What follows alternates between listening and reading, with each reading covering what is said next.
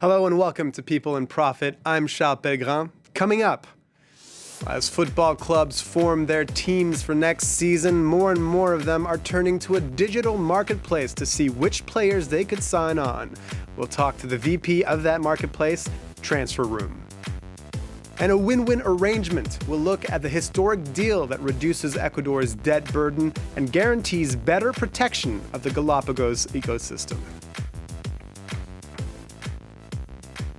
Well, this summer can be a quiet season for football fans, except when it comes to transfers. Rumors of big money moves for star players make headlines in newspapers around the world. And beyond that, professional teams and leagues all across the globe at all kinds of levels are looking for the players that will help them reach their objectives next season.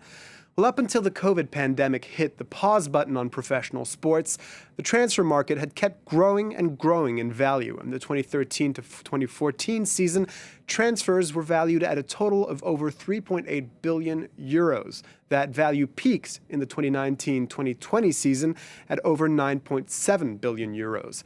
Well, with masks and lockdowns behind us, that trend looks set to resume. Last season, the total value of all transfers around the world reached over 9.1 billion euros.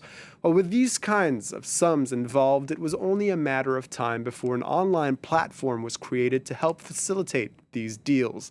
And that happened in 2017 with Transfer Room, a digital marketplace where clubs, players, and agents from all around the world can get in touch and discuss opportunities, a sort of footballer's LinkedIn. Well, Frederik Broholt, Commercial Vice President at Transfer Room, joins us now to help us make sense of the football transfer market and how Transfer Room is affecting it. Frederik Broholt, welcome to People in Profit. Thank you. Well, I just wanted to start with what was the impetus and what was the motivation behind the creation of Transfer Room in 2017? What was it responding to? Well, before Transfer Room was started, Jonas Ankersen, who is the founder and CEO, he spent a lot of time visiting many different clubs, trying to understand their pain points and needs when it came to football transfers. And Jonas was very much inspired by marketplaces around the world and across industries that were popping up at that point in time. And he believed that something similar could be done in football, which hadn't been done at that point. And across all the feedback he received from clubs, there were two main conclusions or issues that popped up. The first one was a lack of real-time market data and transparency on which players are available and for how much. And the second one was getting direct access to decision makers. So Transfer Room was basically born out of that, and along with it, the mission of Transfer Room. And it seems like a key moment in Transfer Room's development was the pandemic, which was a bit of a blessing in disguise for you guys. There was even talk of speed dating organized in a way for clubs looking to make players. Can you tell us more about that period? Yeah, so it's clear that COVID changed the fundamentals of football in the sense that football clubs, being our customers, were impacted substantially on their business as matches stopped, no spectators were allowed into the stadiums and so on. And I think you also showed the graph before on how the transfers peaked in 1920 and then basically came to a halt. So in terms of football transfers, this impacted the share and the number of free transfer deals that were done, but it also exacerbated the club's need to have access to this real-time market data and decision makers. So in many ways, the pandemic underlined the value of Transfer Room for existing customers, and it also spread the word even further, because at a time when face-to-face meetings and scouting became virtually impossible, the platform kept that market ticking, and it allowed clubs to do deals that in some cases were crucial to the financial health of the club. And Transfer Room thus became increasingly an everyday tool rather than an optional extra. So it really had a big and positive impact both on us as a platform, but also on the clubs that we support. I want to talk about the role of agents for players, because in a way, Transfer Room fills a lot of the roles that agents used to play. Yet you do offer tools for players to find agents, and you have a number of verified agents on the platform. Can you tell us more about what Transfer Room thinks the role of the agent should be, and what constitutes a verified agent on the platform? Absolutely. So we started initially with clubs, as I said, but then 2 years ago, we started to also work with trusted agents on the platform. And agents are a vital part of the overall transfer ecosystem. And it was a natural next step for us to also include them on the platform. At Transfer Room, we work with trusted agents, and that means that we verify, first of all, that the agency exists, And we also verify that the agent works with the players that they say they do by validating this with the players themselves.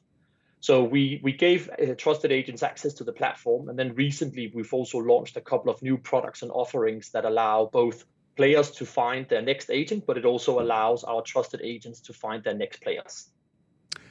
You mentioned a lot the word transparency, that this digital marketplace allows clubs to make more transparent decisions, to have better data, et cetera.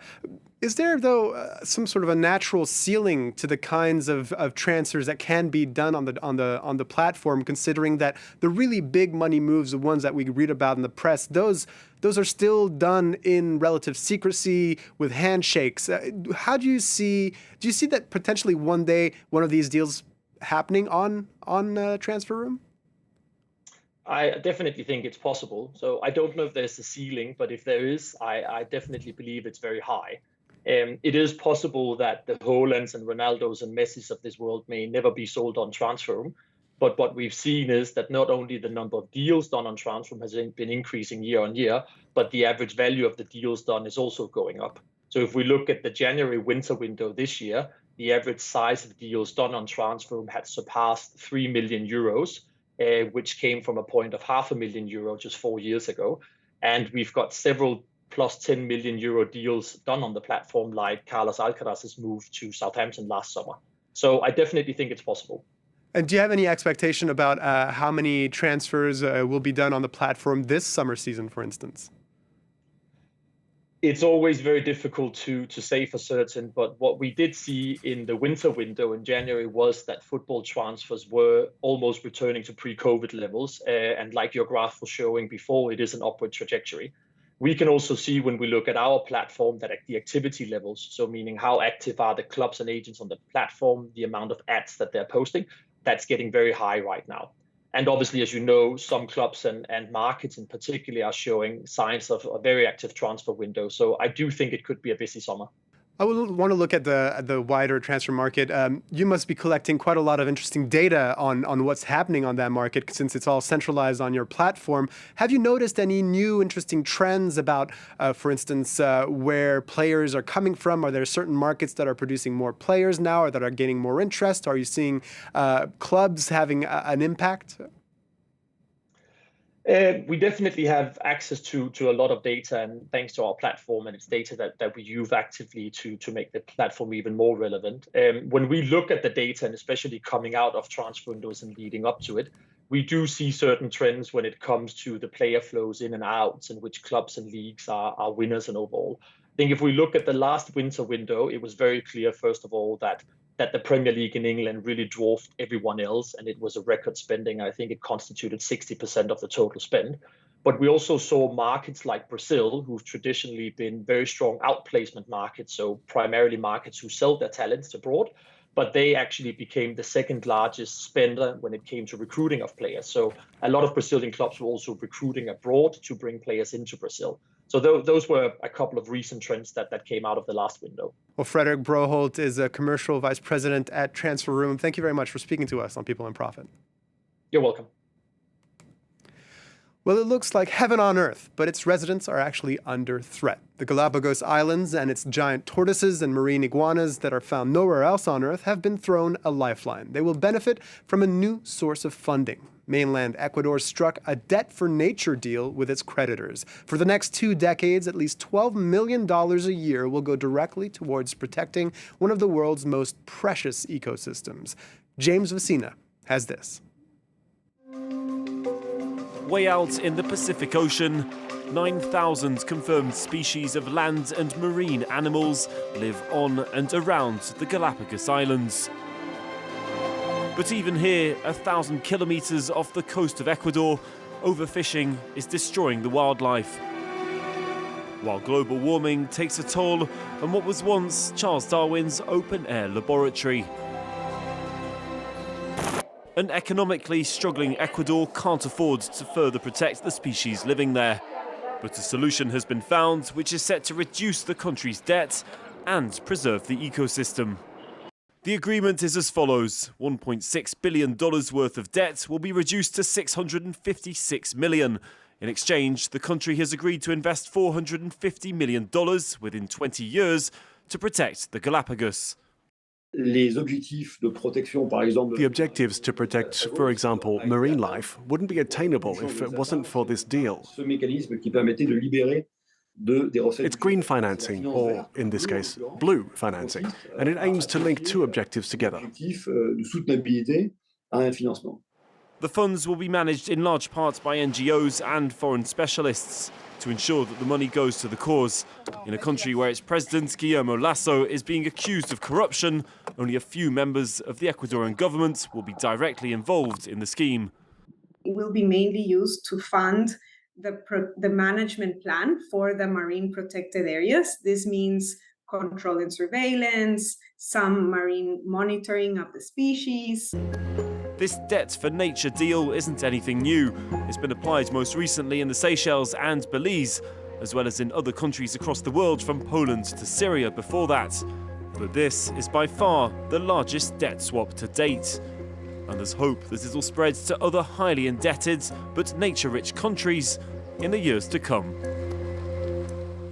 And that's all for this week's show. If you'd like to watch any of our previous shows, you can look them up on France24.com or listen to them on the podcast platform of your choice. And if you have any questions or comments, you can reach out to us on our social media channels at @CHPilgrim on Twitter. Well, thanks for watching and stay tuned.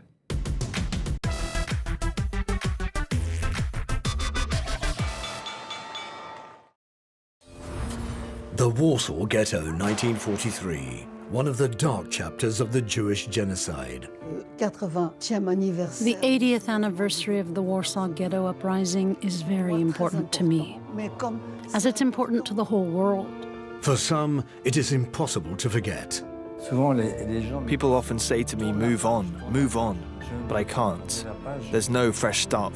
But in Poland, memory of the event seems to be fading. Somehow it's a silent acceptance of growing hate. The Warsaw Ghetto, 80 years later, revisited on France 24 and France24.com.